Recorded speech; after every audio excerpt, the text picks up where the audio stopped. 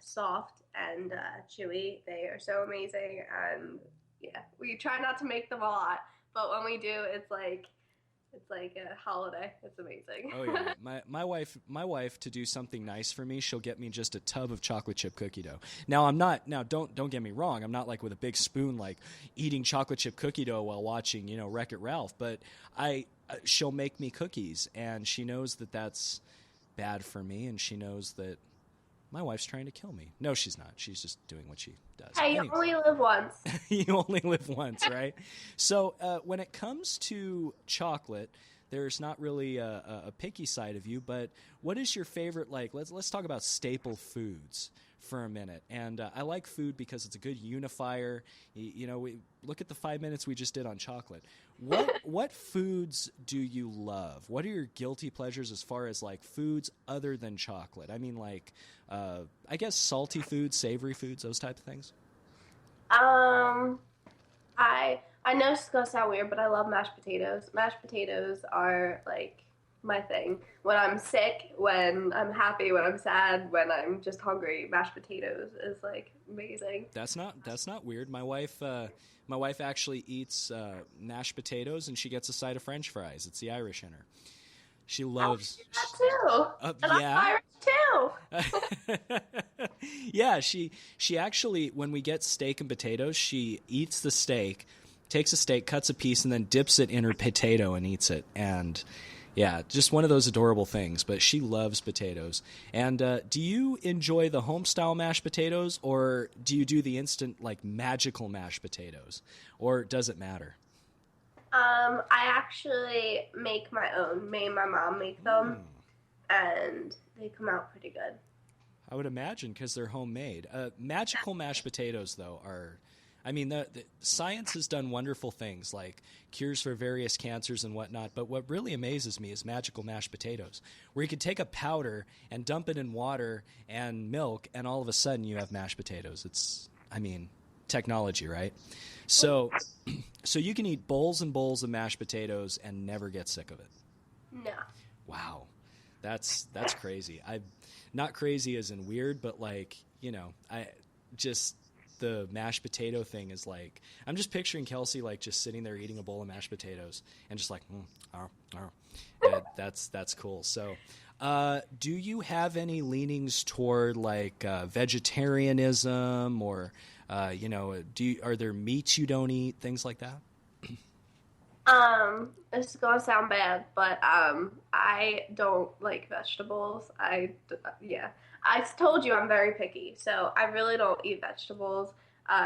My I whenever you see my parents make fun of me because whenever I go to restaurants, like even if I go to a seafood place, I don't eat seafood. So I order like steak or chicken fingers wherever I go. So they're like, why do you get that when you have like this lobster and stuff? I'm like, I don't like that. I don't care if I didn't try Yeah, it. oh man, you sound just like my daughter. My daughter only eats waffles and scrambled eggs. That's the phase she's in right now. She eats waffles and scrambled eggs and chocolate. She loves chocolate. But my 4-year-old, she eats waffles and scrambled eggs. Period. End of story. And I'm just glad she's eating scrambled eggs. It's something that, isn't too sugary for her and it's healthy for her. So I'll make her scrambled eggs all day. Speaking of which, favorite breakfast food? I would actually have to say scrambled eggs, or Oh my maybe. gosh, you're my daughter. No, that didn't sound right. Oh my gosh, you're just like her. Scrambled eggs, okay. And anything on it? Cheese, sour cream, anything on it? I actually have this weird thing wherever I go to diners, Mm. I get a cheese omelet and I order French fries instead of like that hash brown stuff, Yeah. and then I get a side of bacon, and Uh-huh. then I do this thing. My parents again they laugh at me because I cut a French fry in half, and Hmm. then I put the French fry and then a piece of egg and then a piece of bacon and then another piece of French fry, and it's like this little weird breakfast sandwich thing, and I have to eat every single piece like that. That sounds delicious, though. That sounds amazing. Hey, you're not alone. I actually peel, like you've had McDonald's cheeseburgers, right? No, Okay, you've never had a McDonald's cheeseburger? no. Wow. Okay. Well, you know what a cheeseburger is, right? So I basically take the top bun off, and I eat the meat, and it's all congealed together with the pickles and everything else, and I eat that, and then I eat the bun by itself. Weird thing, but everybody has their little food habits, you know. Yeah. So I don't think that's weird at all. I think that's cool. That's just what makes you Kelsey. Now, aside from the food, which I'm having a lot of fun with, but aside from the food, what else do you like to do when you're not performing or in the studio or working hard? What do you like? What do you do to unwind? What do you do to loosen up? Well, I love reading.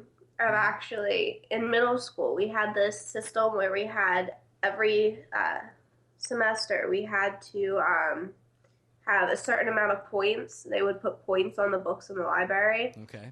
and I would exceed that so much. And then all these people are like scrambling to read these books to get through it, but I'm like halfway through the semester and I already have like double my points. So I love reading. I love mysteries actually. And even like TV, I love like Law and Order SVU. That is like my go-to mystery crime scene show. Nice, nice. So SVU. So you're a big fan of Vincent D'Onofrio, the kind of half-cracked up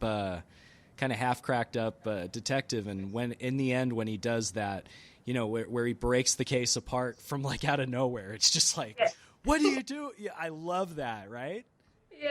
I love it when he's just like, and so, you were playing with that pen over there. That's a really nice pen, by the way. And you're like, where is he going with this? And he just wraps it up, and you're like, oh, wow. You know? Yeah, I got to say, I'm a big fan of Law and Order SVU. Any other television shows you really like? Well, now you put me on the spot. I just thought of that one. Well, let me start with I can lead in with some of mine. I mean, Law and Order SVU, Criminal Minds kind of crosses the line a little bit for me because of the because of the gore factor. Basically, I know that there's pretend gore, and then there's like something that could really happen. And Criminal Minds gets really real. I mean, like, I can watch Walking Dead on a loop, but like, I love Walking Dead. That is one of my shows. there we go, Walking Dead. Walking Dead is one of your shows. How'd you like their last season? And I think they're going they're in another season now, or are they on one of their breaks? I can't keep up. I actually didn't get to watch their last season because I'm watching what's on Netflix because I didn't know what channel, and then I got confused, and then I was like halfway through the season on TV when I found it. So I'm just waiting for it to come on Netflix. So I only watched the first 4 seasons, but I love it, and I can't wait till it comes on Netflix because I'm like freaking out because I want to say it because it ended at such a crucial moment. That I remember that season did end kind of on a cliffhanger, and you're like, oh my gosh, you know. So, have you cried at any of the deaths, or did any of the deaths affect you deeply? Not really. I mean, Well, when Rick's wife died, giving birth to Judith, I was beside myself for like an hour. that. What's that? I forgot about that. Yeah, when she died, the way she died, giving birth to Judith, I was beside myself for like an hour, and I was hoping it wasn't true, but she still hasn't come back. She's not there. And part of the appeal of watching Walking Dead, tell me if you agree, is Judith, the baby. Definitely. Because this innocent little thing that cannot defend itself ever in this world of zombies, and all these people have rallied around her to protect her. It's something awesome. There's a real humanity in that show, even though it's about zombies, and that's why I think it's so popular.